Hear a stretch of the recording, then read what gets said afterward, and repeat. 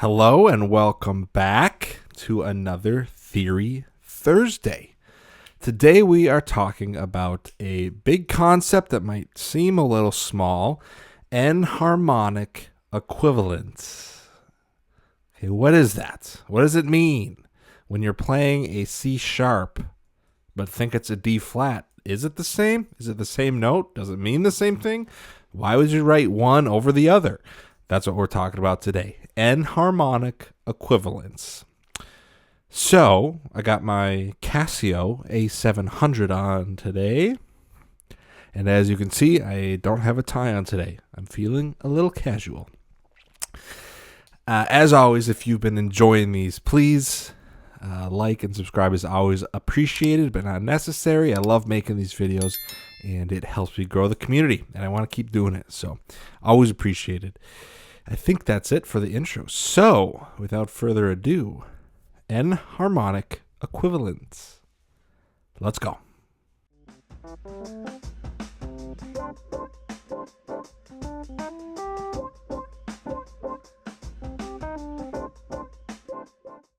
What is it? As I'm sure you're aware, in music, there are sharps and flats, and those get assigned to note values. For example, you can have a D, but then a half step up from that is a D sharp. And a half step below a D is a D flat. So a real rudimentary, easy way to think about it is a sharp is a half step up and a flat is a half step down. So if you're thinking about a keyboard in your head, it goes alphabetical, right? A, B, C, D, E, F, G. And then there's black notes in between those, your sharps and flats. And you're thinking, John, doesn't that mean a single note could have two names? Couldn't you have a D flat also be a C sharp? Isn't that the same exact note? It is. It is the same note. However, there's a lot of theory behind this and caveats and reasons why you would use one or the other. So let's talk about it. First of all, when it comes to non-fluid intonation, intonation fluid instruments and non-intonation fluid instruments. What do I mean by that? When you sit down at a piano or any keyboard instrument, you hit a note.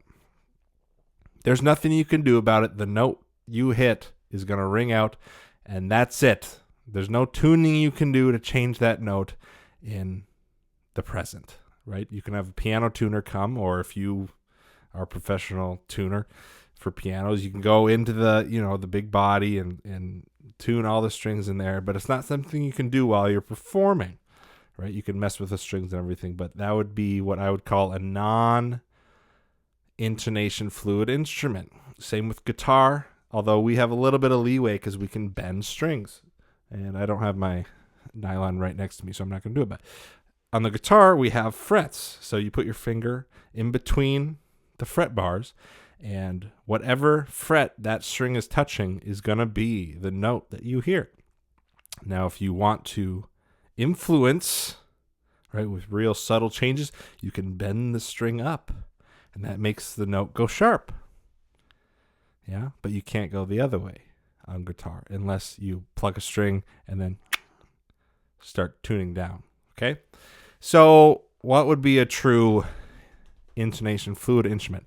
Something like a violin, where you have a fingerboard but no frets on it, right? So when you're bowing a note and you have your left hand down on the fingerboard, you can slide it up very, very little, and it'll go a little bit sharp. It's going to be real subtle. You slide it a little bit down, it'll go a little bit flat.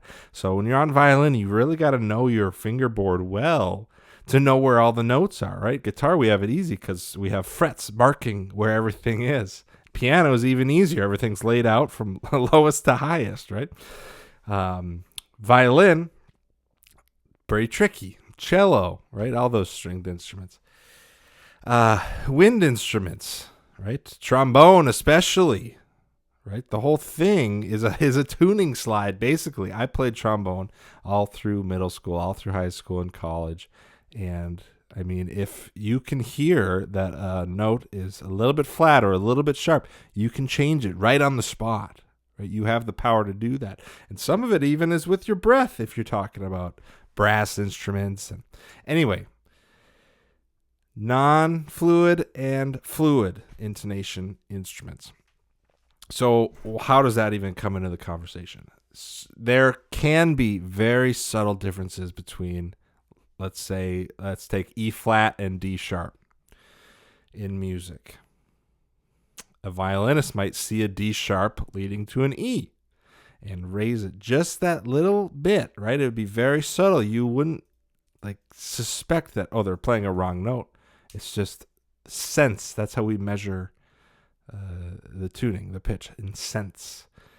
And it's a few cents above, right, where middle ground is. So that's the first thing is there might not be a difference to people like me playing guitar or people playing piano, but there could be a difference depending on the context of the song to people who are playing a intonation fluid instrument. Okay, so that's the first thing. And you're saying, John, you play guitar on this channel. Forget about that. When I'm writing music, when I'm reading music, why does it even matter for me to look at what's the difference between a D sharp and an E flat? Okay. It comes down to context and harmony and intended harmony. I'll put up two pictures here. They are the notes C, E flat. I'll put it this side. C, E flat, and G. And then here you have a C, a D sharp, and a G. Okay, that D sharp and E flat are enharmonic equivalents. Right? D sharp and E flat are the same note on the piano. However, when you look at these, they don't look the same, and the intended harmony isn't the same. So if you see something like C, E flat, G, that is very clearly a C minor triad. That is obviously the intended harmony. Whereas if you see something like this isn't a triad. It might sound like a triad, but if it's written like this, it's not. It's not a C minor chord. The intended harmony is something completely different. Otherwise, why would someone write it like that? The D sharp implies that you're going somewhere else. That's not a C minor. It could be a modulation to a different chord. You could be changing keys. Could be something weird in the melody. It could be a lot of things. But if you wrote a D sharp instead of an E flat, the intended harmony is not C minor triad. Just off the top of my head, when I see a D sharp, I instantly think E minor. Just because we work so much in open chord keys here when I'm teaching. So the key of G, right? The relative minor is E minor. And it's the classic when you look at a piece of music and you see there's one sharp, F sharp. How do you know if we're in G or E minor? Well, if you take a quick scan through the music, if you see D sharps popping up, that's a very good chance we're playing in E minor because that's the leading tone. So that's the first thing that pops into my head. And to know what the harmony is, what the intended harmony is, you'd have to know the context it's in and what's surrounding it, where it's going, all that stuff. Obviously, this is just two chords we put on a screen, so we don't know that. But the intended implied harmonies are different here, just because of the notation used. So that's another reason why enharmonic equivalents exist and why they mean different things. And finally, you're saying, John, what do I care? Like if I'm writing music, and other people might see it, down the road, like who cares? What's the big deal?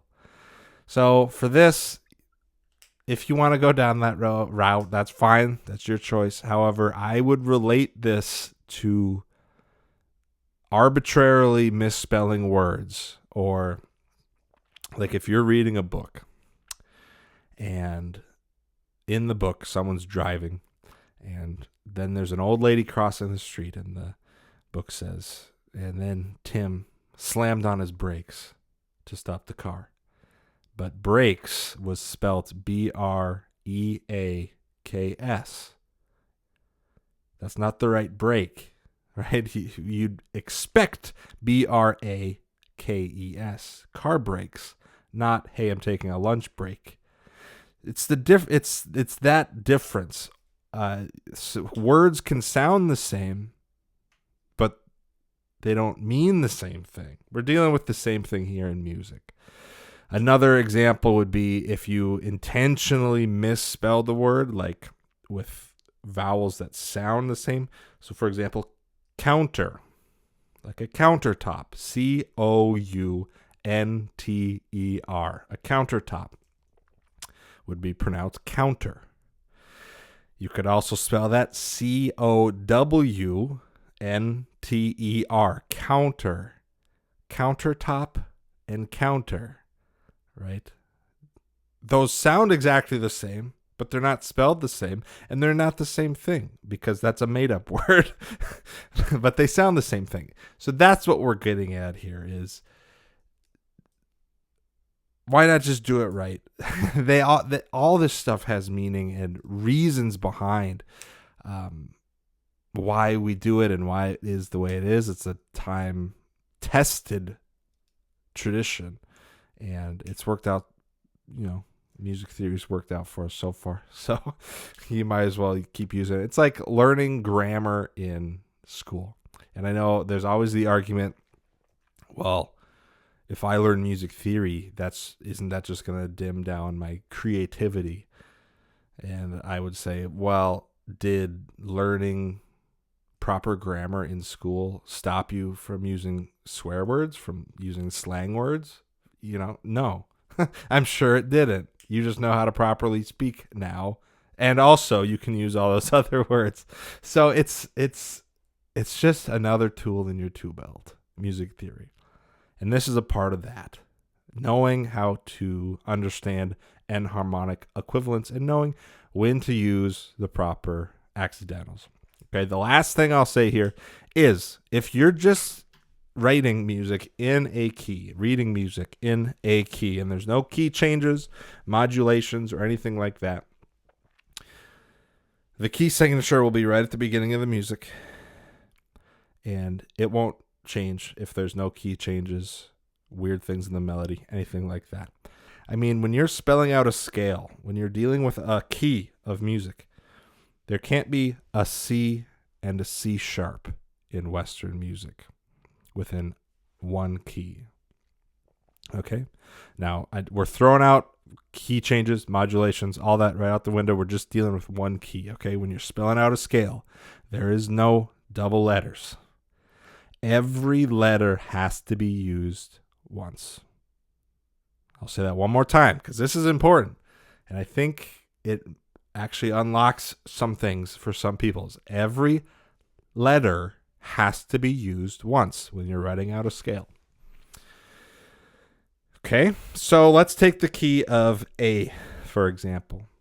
I know that the A major scale is A, B, C sharp, D, E, F sharp, G sharp. Okay, A, B, C, D, E, F, G, and then there's 3 sharps in it, and you can mark those off. And they're always going to pop up in the same order. If it's 1 sharp, it's going to be an F. If it's 2 sharps, it's going to be an F sharp and a C sharp. Okay, and then a G sharp, and then it's always going to be in the same order. So that's an easy thing too, if you can memorize the order of the sharps. So every letter name is used once, A, B, C, D, E, F, G, and then you put in your sharps. You notice I didn't say A, B, D flat, D, E, G flat, G sharp, A, right? I had 2 Ds and I had 2 Gs. And you can't do that because there would be so much confusion if you're looking at a piece of music and you have a note right on the second line of the treble clef. That's a G. But how do you know if you should be playing a G sharp or a G flat? You wouldn't, because over on the key signature part of the staff, there would be a sharp and a flat on that line. So how would you know? Okay, so that's why every letter name has to be used once, and that's also a way to learn your scales and know, are we using sharps or are we using flats in a scale? So I think that's enough information for today. We went on a little deep dive into scale foundations, but enharmonic equivalents. Don't be afraid of them. Learn something about them. Learn why you need to use one over the other, because it has to be that way. They might sound the same, but there is a difference between D flat and C sharp. There's a difference between F sharp and G flat, right? Intended harmony, what you're implying before and after, and just readability. So that's pretty much what it comes down to. So I'll wrap it up here. I think that's enough. Hopefully you learned something, and we'll see you for the next one.